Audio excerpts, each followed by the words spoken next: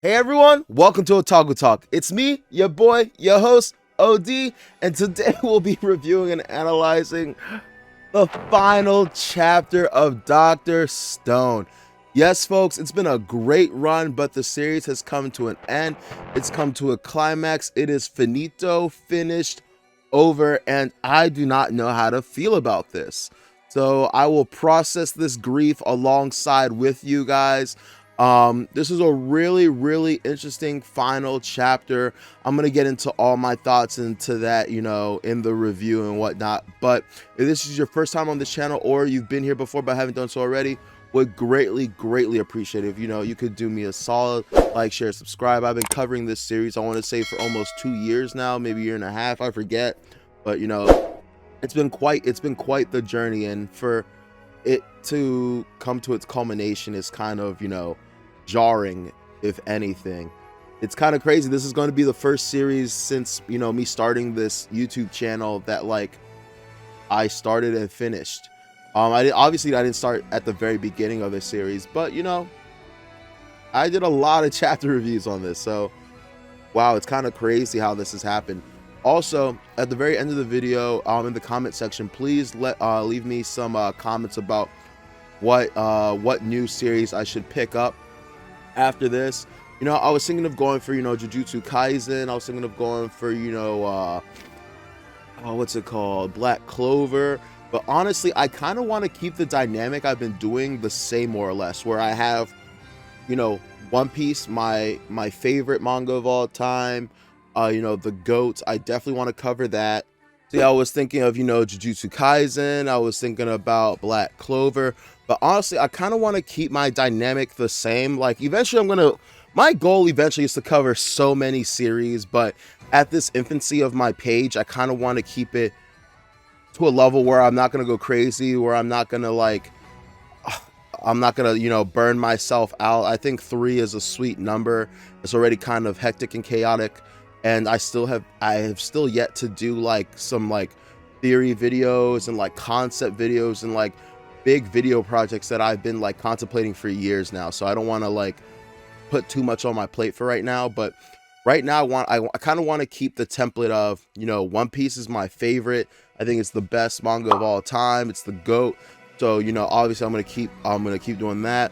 My Hero Academia, that's coming to an end, and My Hero Academia fell into that it's popular in the moment, mainstream, enough people should know about and be following it that it should be worth a review and whatnot. So that's cool. I think when My Hero ends, I'll replace My Hero with Black Clover or Jujutsu Kaisen. That one kind of makes sense. But Dr. Stone was a special review in my heart because it was very niche. It's not your stereotypical battle shonen, where people powering up and all this stuff. I really love Dr. Stone because it had a very niche audience. It was a very unique manga, and I would like to replace Dr. Stone with something similar to that. I can't think of anything off the top of my head that's doing what Dr. Stone did, but maybe I could still kind of use that, that unique basket for there's what's it called, Sakamoto Days or something. That one looks interesting, about some dude in a grocery store. That one has been on me. Unlock Undead or whatever has been interesting. There's another one. Anyway, there's a bunch of interesting series, so yeah, just let me know. Anyway, without much further ado, let's get into the review.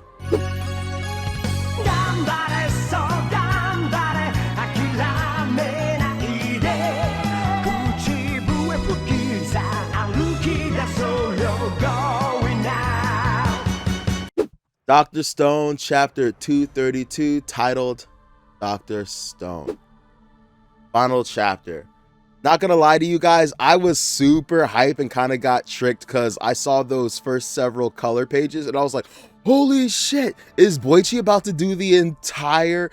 I know it's not Boichi, I know that there's colorers and illustrators and stuff, but I was like, are they about to do the entire final chapter in color pages? Because I was fucking here for it. But no, they were simply doing the landing sequence of Senku, Kohaku, Stanley coming down from outer space, which, by the way, They, for some reason, they didn't show Ryusui, so that kind of, I took that a little personal. It was a really cool set of panels. I love how like Senku is just like kind of fishing, waiting for the Perseus to pick him up. And then, you know, once they get back, they all receive, I guess, the Stone World equivalent to, you know, medals of, Nobel Peace Prize medals, right? Also, I love how like Senku daps up all the homies. I don't know why that scene is so tough, but I just love how he's just dapping up every single person as he's going. So we start off the chapter with we see a bunch several years later. We see a pretty cool civilization going on. We see a bunch of scientists, and we see the homie again in a suit and tie. Apparently he's now a diplomat in this futuristic world. He eventually switches back to his original costume design, and I shouldn't say costume design, his clothes, saying that he's a mentalist. He wasn't meant for diplomacy, but he's told, hey man, your skill set is invaluable right now for what we need. We have all these people, all these scientists coming from around the world, and what you, with all the negotiations and explanations, like, you're needed. So we always knew he was going to play some kind of role, some kind of important role in that kind of aspect, right? And so something amazing is happening, and it is the marriage of Yuzuhiru and our homie Taiju. Very happy for this. This was actually literally like the beginning of the series. If you remember, in the beginning of the series, when we didn't really know what was going on, I don't want to say we thought Taiju was the main character, but we thought Taiju was kind of more important than what we thought. And like, he was supposed to confess. If you guys remember, he was supposed to confess to Yuzuhiru in the very first chapter, and then all this Stones bullshit shenanigans occurred, and it never happened. So I'm very happy to see my man getting married. Apparently this is day 2 of the wedding, or just another wedding, because they want to make sure all their friends will be here. So that's cool. I wonder how many days of weddings there are going to be. Also, something I'm gonna mention right now before I continue the review. It's not the biggest deal, but someone commented this, and after they commented this, I was like, you know what, I feel the same way. I'm a little upset that there is very little in the way of character design changes. There was a whole time skip, right? And with Suika, we got she got taller, we got her physical features changed a little bit. Not a single person, none of their physical features change or anything like that. They look the exact same, which annoys me because several years have passed since they were first depetrified, so they were aging in real life, and we never got to see any real changes from that. And then this is several more years later from that, and we still haven't really seen any kind of physical changes. I know they're at an age where they're not gonna massively drastically change over the course of years, but there are going to be some changes. I would like some people to have facial hair a little different. I would like some people to have their hairstyle a little different, their clothing style a little different. Inagaki didn't go with that, Boichi didn't do that, so what can you do? It's a small little nitpick, nothing too invasive. Anyway, wedding looks amazing. Most of everyone we know is there. I love, there's this one panel with who is it right now? It's Yo, and is that Stanley?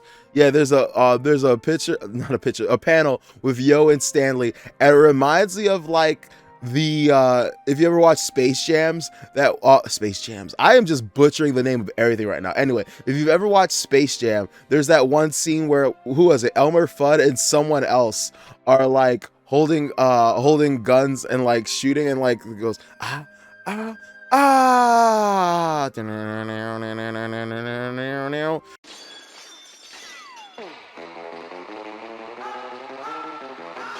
that song. I don't know why, but the way they're posing holding the guns just reminds me of that scene, and it's so cool. And they're just popping balloons with, are they full of confetti or are they just regular? I don't see confetti coming out of them, so they're just shooting balloons, which that's not dangerous at all, right?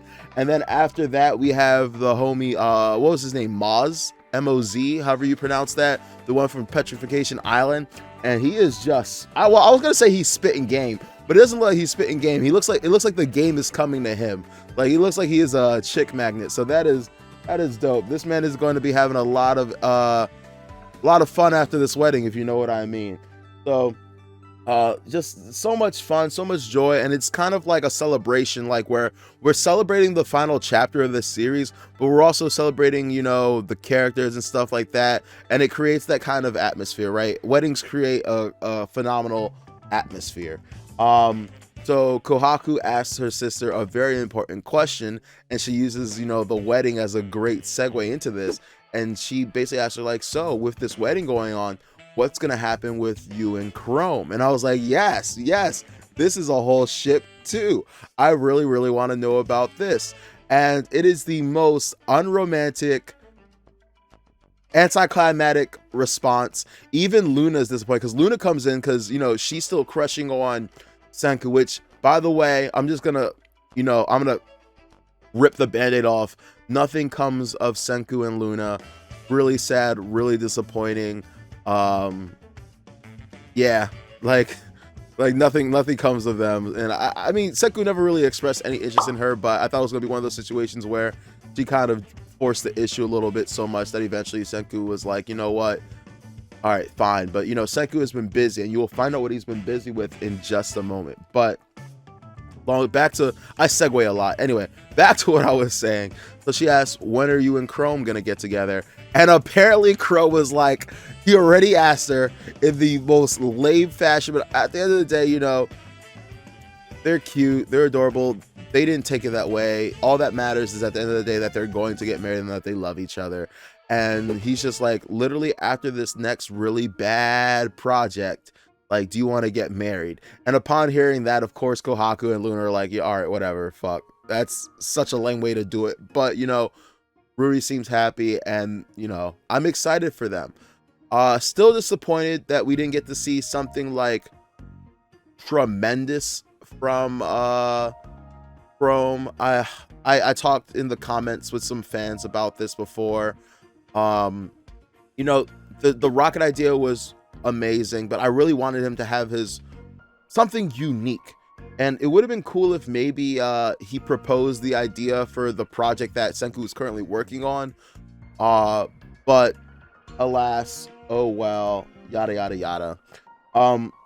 We get a really cool scene with Tsukasa and Hyuga, and they're talking about, man, can you believe back when we were trying to like have a civilization of the strongest and not revive everyone, and we were just gonna be dickheads? And he was like, yeah, I remember that shit. He's like, yeah, it seems kind of stupid now, right? Like, obviously I'm paraphrasing, those aren't the exact words they use, but it might as well be. They're like, yeah, they're basically essentially like, yeah, I'm really glad we decided to, you know, follow along Senku's footsteps. That he beat us, that like this is the outcome, because like what we wanted in the end would have been miserable. And I think, you know, it's kind of hindsight 2020 kind of thing, and they realize it seeing all that Senku has accomplished, and they're like, yeah, definitely this is the right move. Something they say intrigues me, and that was like, you know, once society catches up and, you know, probably we get law and order systems back up and running, you know, they feel like they're gonna have to pay for like some of the things they did.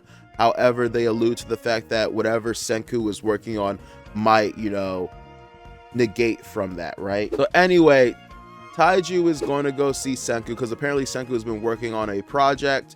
He's been super busy, and so they decide, hey, if we can't bring Senku to the wedding, we'll bring the wedding to Senku, right? And which I'm wondering about, because if this is their second day of wedding, you're telling me like Senku couldn't take a day to see his best friend get married? That bothers me tremendously. At the same time, like, come on, he's a big scientist, he's working on a big project, but like one day, bro, it's your best friend's wedding. But whatever. So they show up, they go link up with him, and we think it's him, and then we see gender bent Senku, and I'm not gonna lie, looking kind of bad. Feeling a type of way about that, man. What is it, Rule 34 or something? So that was really funny. So yeah, we're getting a lot of scientists from around the from around the world, and just one just so happens to look like a female version of Senku. I would have thought, honestly, it would have been hilarious if she doesn't normally look like that, but like Senku is her hero or whatever, so she stylizes her hair after that. Honestly, it would be hilarious if we had like a whole flock of scientists who, like, in honor of Senku, styled their hair after him. That would geek me the fuck out, right? So you know, it's clearly not him, and but we do learn some more about the Medusas, and I'm actually very, very happy. We see this Medusa that's been completely like dismantled and destroyed, and I'm like, holy fuck, is that the Medusa that we took with us? Like, that shit got destroyed. Like, they literally like really dismantled that. But no, they did what I initially wanted, and they took the mountain of dead Medusas and they deconstructed those, which makes a lot more sense, because you're going to want to use the living one for actual tangible knowledge, for feedback, to talk to let you know about, like, you know, to give you like science lessons and history lessons and stuff like that. And I always felt like it was such a waste. That's why I was like super nervous initially last chapter about us, you know, not just utilizing the Medusas we had on the island, which, by the way, I really did not think this was going to be the last fucking chapter. I thought we were going to have like at least like 1 or 2 more chapters or something like that. So this honestly is a devastating blow, because I wanted to reread this one section, and I honestly should have done it, especially if I knew this was going to be the last section, but I wanted to see if it was possible to fix any of the old broken ones. Like, I know that they're all oxidized, but I swore there was something I read where, like, you know, they replaced the Crystal of One, but it's kind of seeming from a conversation I had with someone in the comments that the crystal that they replaced was one of a functioning Medusa. It just died after, you know, consecutive uses, and it's the Medusa that the village chief of Petrification Island had. Oh, I don't know if I still want to like touch base on that or not. Maybe I will, maybe I won't, we'll see. But like, it's driving me nuts. So I am definitely, like, at some point I am just clarifying for my own like sake, like, exactly what's happening. But we start learning about stuff like Higgs fields, and about how, like, within a Higgs fields you can lighten mass, or you can make mass heavier, and how the Medusas fly is that they reduce their weight in a Higgs field, so it allows them to levitate. But also, it seemed like they were able to move though, right? Like, they were able to move and form shape. And so it's one thing for you to, like, you know, reduce your weight. Like we see in like My Hero Academia, another series I review, you know, Uravity can make things like levitate and stuff, but she can't make them move. There needs to be some kind of outside force in order to make them move. So I'm still wondering about the controls in that regard, right? And so after that, you know, we learned that the petrification ray or whatever is the same kind of concept, same application of the Higgs field, except it's to make items matter heavier, which, once I'm a little bit confused. I'm gonna be honest, because the next part is super cool and I want it to be its own little section of the review. But I'm gonna be honest, as much as this ending was somewhat satisfying, I am not over my disappointment in having little information of the Medusa. It just feels like we spent the entire journey, you know, learning about science and building upon science. And, you know, that was fun. That was interesting. That was cool in its own regard. Like, we're going through this whole thing, learning more about, it's like, you know, cells at work.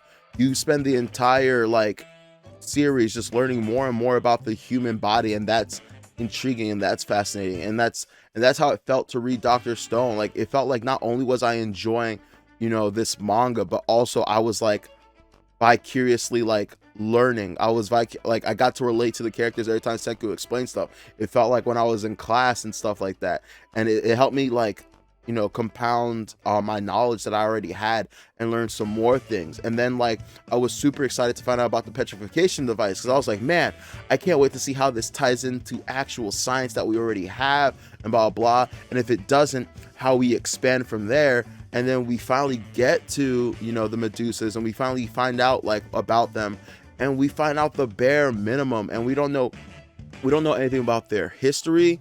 We know very little about their culture. Everything we do know, we've had to make inferences of and kind of assumptions and speculation on. We don't even, to this day, we don't even know what the Medusas are fucking made of. like I remember that one chapter when like we first break them down and Senku's talking about how like this material isn't from around here and stuff like that. Like I was so intrigued about like what material they were made out of. And also to this day, I still don't understand how crystals power them. Crystals don't hold like a charge. Or, I mean, maybe they do. I'm like starting to get into like an element that I don't quite understand, but like crystals themselves don't like conduct, and I'm not gonna say conduct energy, but like crystals themselves aren't batteries, right? Like how is it storing a charge, right? Maybe it's something about like the bonds, because you know there's energy in bonds and lattice structures and stuff like that. So maybe it's something along those lines. But like, man, I wanted an entire clinic. I wanted an entire like lecture, everything about the Medusas, and it really just feels cheap. And some of you might not feel that way, and that's totally okay. It's totally cool to have differences of opinions, but it just feels like it was a rush plot device. Literally, you know, Inagaki was like, here's this magic item. It's magic. We don't know much about it. That's all you fucking need. And it rubs me the wrong way. Like, I felt like we could have gotten at least one chapter dedicated. Maybe we could, like, I just really wish there was some way, shape, or form we could have learned more about the Medusas. Like I've said in a bunch of my reviews, if you watch anything outside of my Dr. Stone reviews, I am a sucker for exposition. I love to be sat down like a child and have things explained to me if they're not like eloquently or intricately explained during the during the series itself, through clues and hints and stuff that I'm meant to pick up on myself. But no such thing happened here. It was just kind of like, they're aliens, they have advanced technology, bada bing bada boom, that's all you need to know. And all right, yeah, we got to take it. There's like nothing else we really nothing else we can really go from there. Anyway, let's finish up this review with how the series actually ends, and you know, potential for a epilogue. So we see Senku, and it's honestly hilarious because we're kind of seeing Senku how we first saw him in the beginning of the series, also just kind of like how Taiju wraps up what he wanted to do in the beginning of the series, and that was confess his love to Yuzuhiru. Now it's actually a bigger form of that. He's actually marrying Yuzuhiru, the ultimate form of expression of love. Now we have Senku, and I believe the first time we saw Senku, he was, you know, making rocket fuel, or like pouring rocket fuel into something, and now we have him putting fuel into this like device that we have no clue about. And I was actually super curious. He's the only one we really see with like I don't want to say a massive costume change. It's literally almost the same costume more or less, except he has like better pants, some loafers, and like this dank scarf. So I'm fucking with it, right? And so we see this giant machine, and we're like, what is going on? And he's like, we're going back to the past, bitch.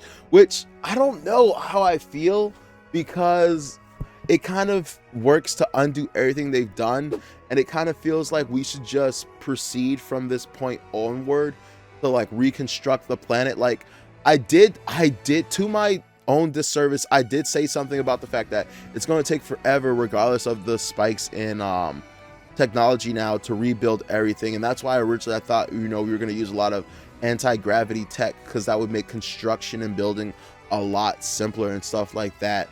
But I do understand the need for this. You know, there's many lives that were lost that cannot be redeemed, both for Senku and both for the Medusa. Even though, once again, the Medusa's an idiot, because he's like, yeah, man, going back to the past, we could save a bunch of my Medusa's lives. I'm like, but your plan is stupid. And, you know, you're about to lose a bunch more lives because, you know, your squad of Medusas went to go find other life forms. And what are they going to do when they find other life forms? Probably do this same shit, because for some species that's this smart, y'all never seem to learn the lesson. Like, I really do think they have every intention of finding a new species and doing the same thing. Maybe, hopefully, this species is a lot smarter than us and they don't go through the difficulties we did. Or shit, maybe they actually are happy and liberated by being petrified, right? But you know, we learn a bunch. We get a new roadmap, and and it is insane. I'm not going to go over every little thing, but it looks like we finally have semiconductors. We have a bunch of other new tech, and Yeah, man, I just can't believe if you had told me we were going to get to a point in this series where time travel was going to be relevant, I would have called you crazy. I remember that a big theory throughout this entire thing was the fact that that there was going to be like cyborg Senku, and that Y-Man was actually Senku from the past. And now that we actually have time travel, the fact that like was actually like a plausible theory is kind of crazy to me. But as cool of an ending as this is, it does leave the door open for Inagaki to come back once he finishes Billion Games or whatever the new project he's working on is. Because now we can go back. We can maybe have a reunion with Senku and his adopted father, the astronauts, meet some other humans and characters. Maybe we can redo the what's that thing called, the first interaction between human and Medusa. And now that we know that they can talk and comprehend us, we can be like, wait, stop, don't use your petrification, my name is Senku. And then I wonder if he can bring back the Medusa he has with him. I wonder how many people can go back in time. Can he come back? Like, honestly, a little bit upset because this ending actually poses more questions than it answers now. Because now I'm very curious about, okay, what are you going to do when you get back? Are you going to bring back science? Are you going to stop the Medusas? Are you going to try to work with the Medusas? Are you going to, like, I don't know. I really don't know. That there's just so much in store. But yeah, man. I don't know what else to say, but what a tremendous journey. Did I have flaws and issues with the story at times? Absolutely.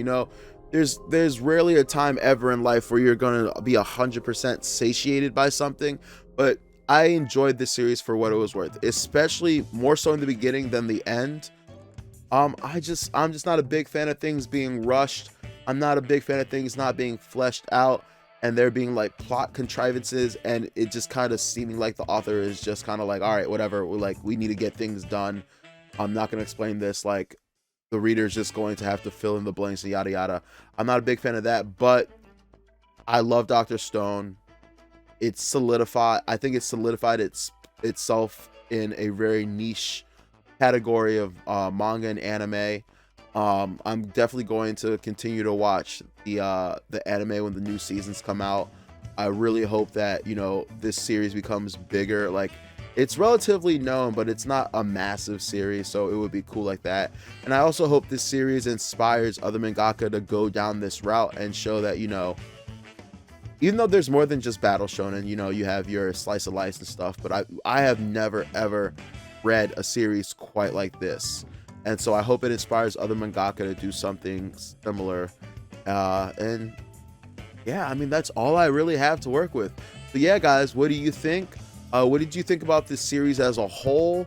What did you think about this series in the later portions, the last, like, let's call it the last fourth of the series, the last let's talk about how did you feel about the last arc? How do you feel about the culmination of all this stuff? Do you feel satisfied? Do you feel satiated? Are you content with this ending? Do you feel like it was lacking? Did you want more? Oh, something else I wanted. I really wish we just got some more information on certain characters. Like, for example, what's his name? Matsukaze or whatever. Yeah, I think Matsukaze, the one that was, looking after Jinro. Which by the way, kind of said that Jinro and Kinro and stuff kind of became irrelevant. So many characters kind of became like meh. So that was kind of like whatever. But Matsukaze, like, I really thought we were going to get like an explanation as to why his master looked like Jinro. Like, or is it Kinro? I think it's Jinro. Like, I think the kind of assumption is, they're all from the same astronauts, and like he fucked over here, went over, fucked over at this village and stuff like that. But like, I don't know, it would have been nice to like just get some more exposition into that. Like, oh, I just feel like there's so much in between left for this story, and like just so many things I would have loved to see. Like, the world building of this story had so much potential, and for it to end at 232, like, you have series like My Hero right now and other series that are in the 300s right now. Like, this series, in my opinion, had so much walking space. But you know, if the mangaka wants to finish, if he feels like he's told the story he wants to tell, who are we to force him to keep going? That's how series get ruined. Maybe it was the editors, maybe it was the mangaka himself, who knows. But man, it sucks. I can't believe this is over. But you know, it was a good journey and I had a great time. Anyway, yeah guys, let me know your open and honest thoughts. Did you agree with what I said? Did you disagree? Do you think it was fine as is? Do you think I'm being hypercritical? And yeah, do you think that there might be an epilogue down the road? Do you think there might be a one-shot with, you know, his future? I also like how they tried to tie in the Ray robot, so that might be interesting as well. And yeah guys, let me know in the comments and stuff what series you think I might like that I should pick up next, or just in general you think would be good for my channel to start reviewing. That, you know, personally I really want whatever I replace Dr. Stone with not to be something super mainstream. It can be, but I would prefer it to be something subtle, something like this that has a niche that'll help me grow my audience base, because you know, a lot of people aren't really reviewing it, aren't really talking about it. But that would be cool. Anyway, this has been Otaku Talk. I'm your host, OD. This has been the end of something beautiful. Anyway, have a great day, take care, and have a great start to your week tomorrow. Peace. Oh, make sure to like, share, and subscribe, please.